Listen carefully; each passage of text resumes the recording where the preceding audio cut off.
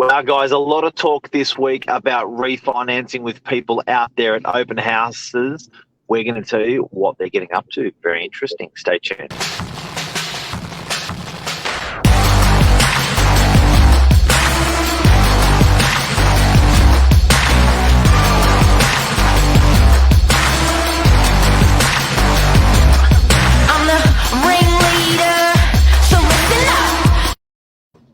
Good morning.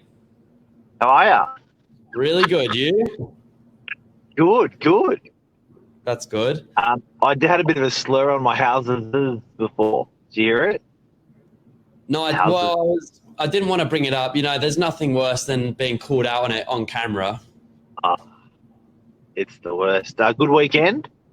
Yeah, really good. Really good. It was the old man's birthday and spent a bit of quality time with the family. And you? Yeah, good weekend. Went to the fish markets yesterday. So you were saying it's not maybe the cleanest of places, but the food was good? It's a bit stinky, but it's always good quality. And Yeah. I also found a good meat place there, Vic's Meats, if you want to pick up some steaks. Good And then place. you're saying there's a new complex going in next door. They're rebranding the fish market. Apparently, the existing one's going to be residential, I think. And then they're doing the new one next door, which is unbelievable. So exciting for people of Sydney. Yeah, that's cool. It's a beautiful spot there. I just know the seagulls love it as much as the people do. That's all. Oh, there is. You said that these pelicans were massive. I was talking to one. It's about 1.5 meters high. I was having a bit of a chat. I was having a bit of a chat with him, rocking around with him, and it's impressive beast. They're big old birds, that's for sure. Yeah.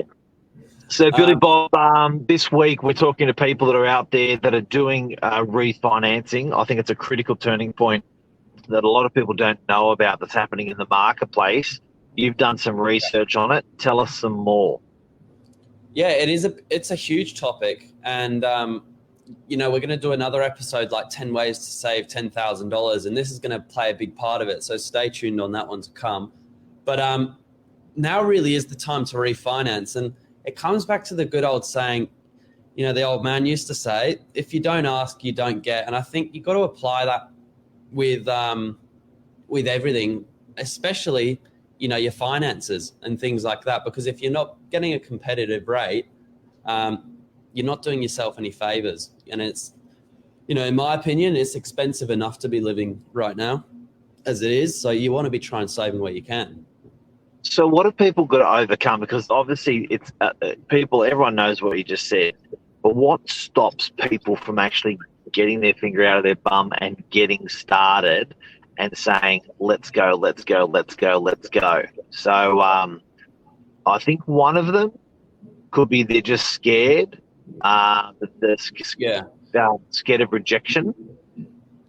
Yeah, I think often there's a bit of fear there. I think a lot of it comes down to laziness as well, unfortunately. I think people see some of the small amount of paperwork that's involved and can't really make sense of why they would do that. And but when you look at it, saving huge amounts of money over a long period of time, it's well worth it. And often not, more than not, there's a broker that can do it for you or help you. There's sort of complacency and also some basic stuff that people just don't know. I think sometimes people think they could lose the loan they have. And I know some of us have just laughed and go, there's no way that could happen. But a lot of people don't know that. So if you do go out and ask for that loan and you do get chipped on the shoulder that you're not going to get that loan, you've still got that existing loan in place. It's a free question, Billy. It's a free question. So these mortgage brokers and these banks, what was that? I love free questions. It's a free question, and you're gonna run your finances past a broker, and he's gonna go, nope, you got the best loan out there. Or the broker's gonna go, yep, we can do this, and process it and go through that application process. It's a free question, so and they're not going to take your existing loan away from you. There's lots of good reasons to get this done. Tell me some more. So in the month of April, there were $20 billion worth of Australian home loans refinanced, which is actually, I believe, down on the month of March by 6%, but that hasn't been seasonally adjusted. My point is, there's a lot of Australians doing this. Now, the breakdown was about 13.6%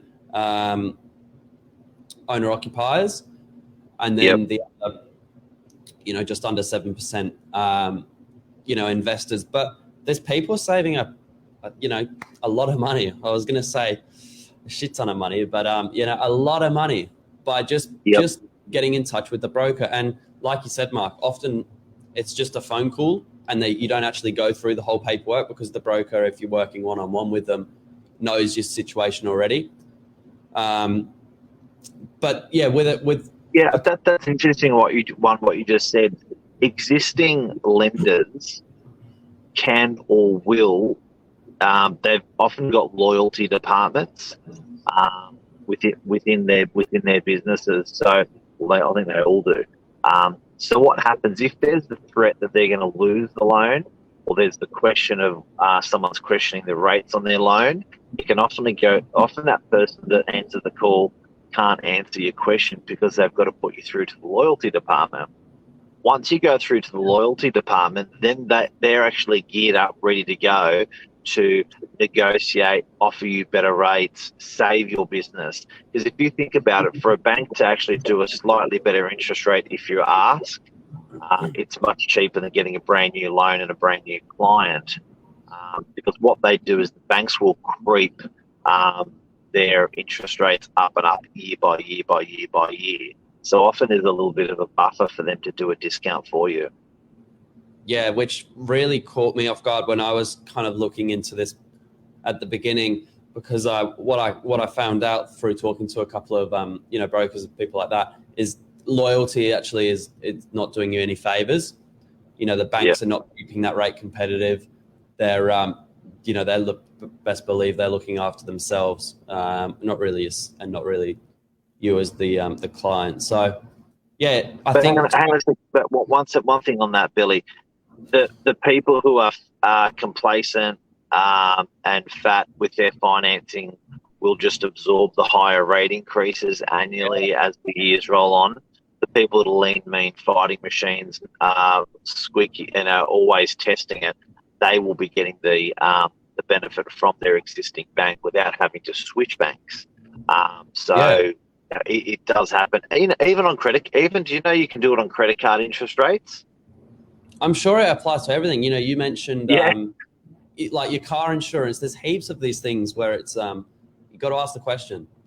Absolutely. Another one, and this is probably my least favorite, because if someone's been living in a property for 40 odd years, say like parents, for example, and they've just got a little bit complacent in what they're doing, then it's your parents getting ripped off, and that's even worse. So, make sure that you're, the rest of the family is aware of this stuff. If you're big time. Do you know, just bit off on money saving and refinancing, I'll often nail my credit cards every 6 months or every 12 months.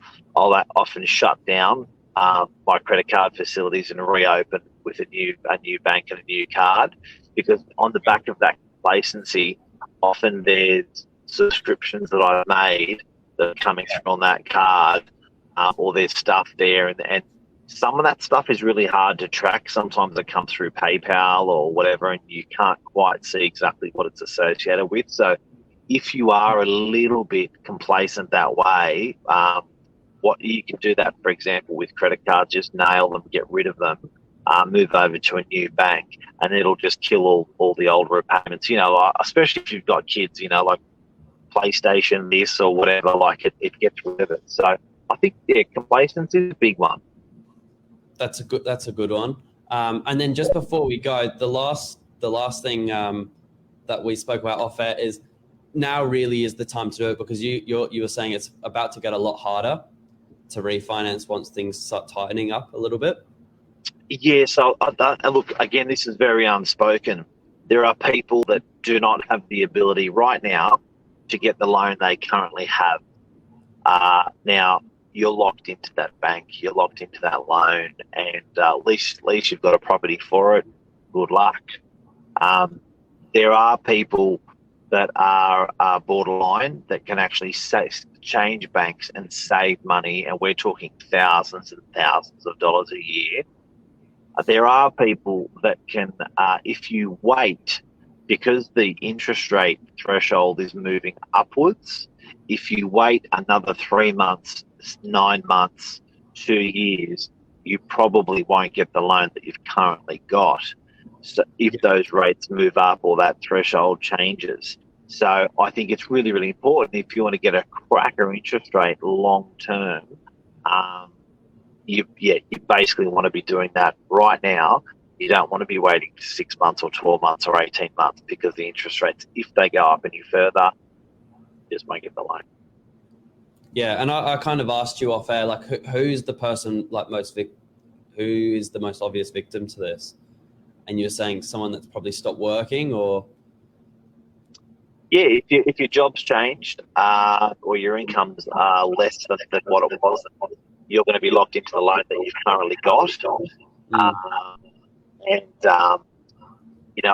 I think that people got to remember the assessment rates change. So the bank's always putting in a buffer on top of the interest rate, and that buffer is basically saying it's like that safety buffer for them. Now, that buffer could possibly increase if the banks get more conservative going into a different sort of environment, or those rates could go up, and again it changes that buffer that's on top of your loan, which just could mean you don't get the loan. So it could be a really, really strategic time to do it now. There you go. So ask the free question. If you don't ask, you don't get. That's I think that's our message this morning. Big time. You know what, Lisa's great with that. I always say, never pay retail, stay shy, stay dry. And it does. If you guys want to save a lot of money out there, take it from someone who's always asking. Most people, I would say 90% of people, are negotiable in some way, shape, or form when you are buying anything. You will find that, and even if they say no the first time, if you ask them the second time in a different manner, for instance, they'll say, look, we can't discount this product, say, it's on special or something. You can say something like, in that case, I'm going to be buying say a television, right? I'm going to be buying a television. You can't discount the television. It's already on special. Great. I'm going to be buying some cables. Can you do a deal on those? And they go, absolutely. So keep hacking. You know what I mean? It's just always negotiable. Always have a go and always ask with a smile. And you never know. I'd say more often than not, you'll get a discount. So interest rate's the key one. That's it. Definitely have a smile. Make it a little bit fun, bit cheeky. If you're young, sometimes you can get away with it on that end. If you're just out looking for a bargain or a deal hunting, maybe you'll get it that way. There's always a good way to do it. Yep. And particular cultures are better at it than other cultures. But I'd say definitely if you stay shy in asking those questions, you'll stay dry. That's for sure. That's the episode. Thanks, Mark. Thanks, Billy. Take care. Have a good day, everyone. See ya.